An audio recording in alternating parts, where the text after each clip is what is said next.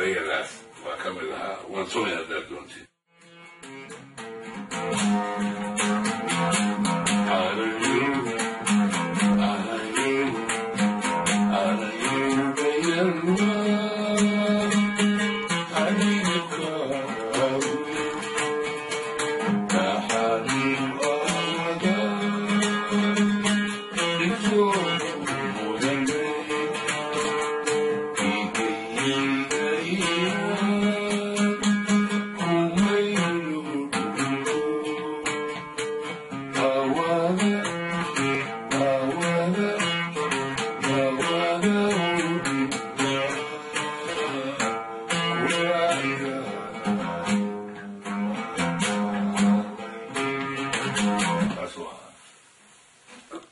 calankii